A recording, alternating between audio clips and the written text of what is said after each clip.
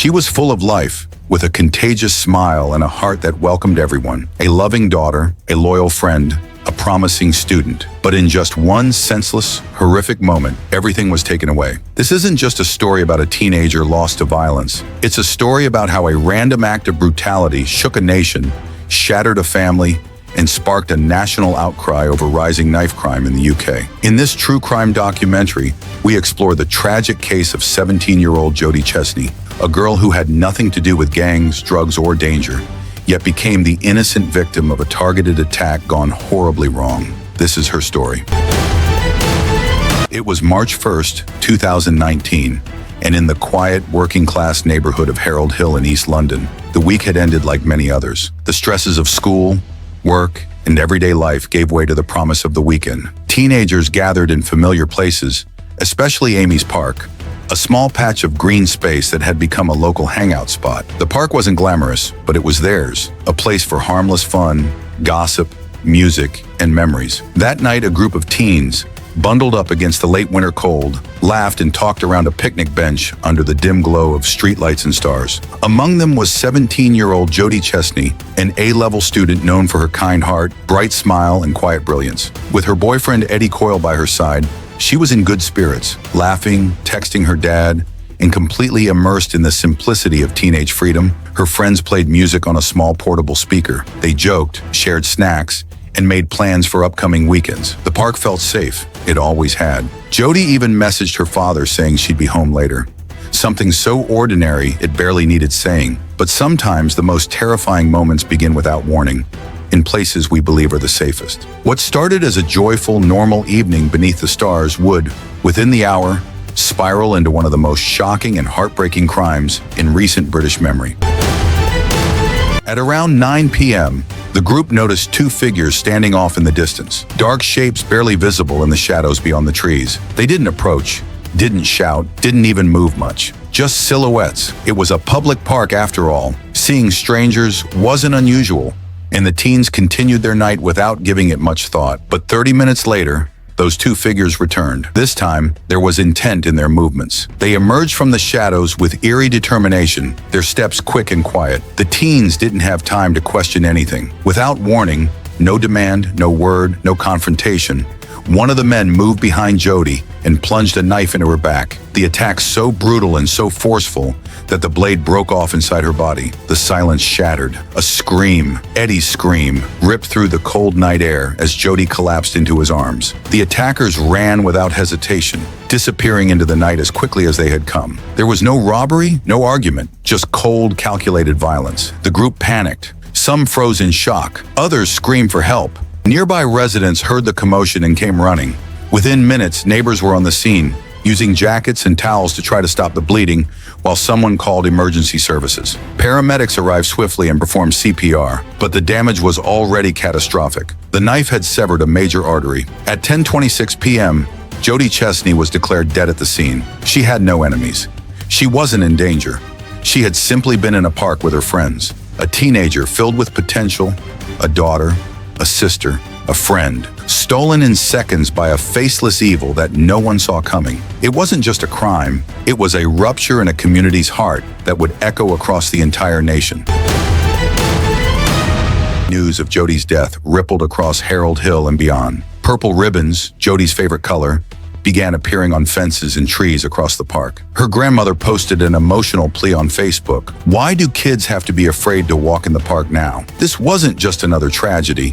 It was the murder of an innocent girl who had never been involved in anything dangerous. The shock, confusion, and anger quickly turned into national headlines. Candlelit vigils followed. Friends brought flowers, teachers broke down in tears, and strangers stood in silence. The grief was overwhelming, the pain collective. This wasn't just one family's loss. But before we dive into the investigation, it's important to understand who Jodie Chesney was beyond the headlines. Jodie grew up in Dagenham, East London. After her parents separated when she was 6, her father Peter Chesney raised her older sister Lucy on his own, later remarrying a woman named Joanne. By all accounts, Jodie was kind, loving, and had a silly sense of humor that lit up every room. She loved the Girl Scouts, excelled in school, and was just weeks away from earning her prestigious Duke of Edinburgh Gold Award. Her dream was to work with animals or children, something that reflected her deep compassion. She was known for cheering up classmates, volunteering at shelters, and writing poetry in her journals. Her energy was soft but unforgettable. People remembered her because she made them feel seen. Jodie played the piano, volunteered, and always tried to make others smile. She was the kind of person who had no enemies, just friends who adored her, a family who cherished her, and a future full of possibilities. Detectives quickly locked down the park and launched a full-scale investigation. This wasn't a robbery, it wasn't a fight. It was a calculated, targeted attack. But why? Witnesses recalled a black Vauxhall Corsa speeding away from the park that night. CCTV footage confirmed the car and captured two men fleeing on foot, one in a distinctive dark jacket. Within days, 20-year-old Manuel Petrovich was arrested. He owned the car and initially claimed it had been stolen. Eventually, he admitted to being involved in the local drug trade, but denied any role in Jodie's death. The deeper police looked, the darker the threads became. Rivalries, drug turf wars, and cryptic messages. Nothing connected Jodie to any of it, making her loss even more infuriating. But as police dug deeper, a more chilling picture emerged, one that pointed to a case of mistaken identity in the dangerous world of drug rivalries.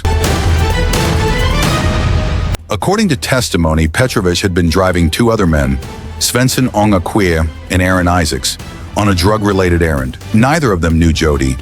She wasn't involved in drugs or crime. Investigators later concluded that Jodie's group was mistaken for rival drug dealers who hung out in the same park. She was just in the wrong place at the wrong time.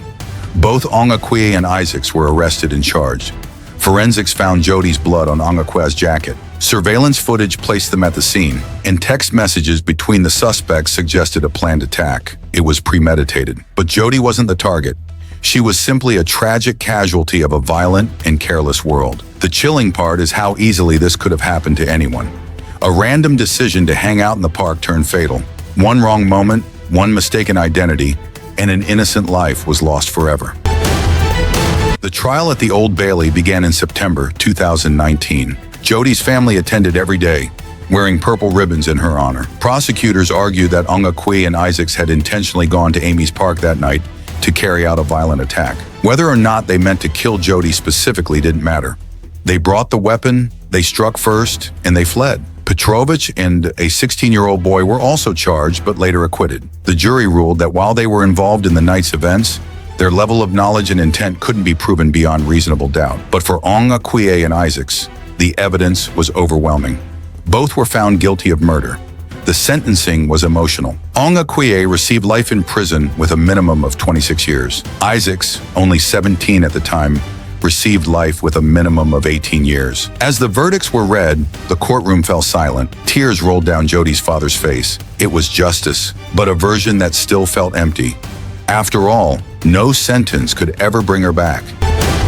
Jodie's family never fully recovered. Her father, Peter, founded the Jodie Chesney Foundation, focused on preventing knife crime and helping at-risk youth. In interviews, he said, "No law will bring her back, but maybe her story can save someone else." Her sister Lucy described Jodie as her other half. Her stepmother Joanne said, "Justice was served, but it will never bring satisfaction. The pain never leaves." Despite the verdict, the loss left deep wounds. Joanne and Peter later separated, unable to cope with the grief together. The tragedy didn't just steal a daughter. It fractured a family, stole dreams, and left an aching silence where laughter used to live. Yet in the darkest moments, her legacy became a light for others. Still, Jodie's memory lives on in the work of the foundation, in the ribbons tied across London, and in every heart her story touched. Jodie Chesney's murder wasn't just a senseless act.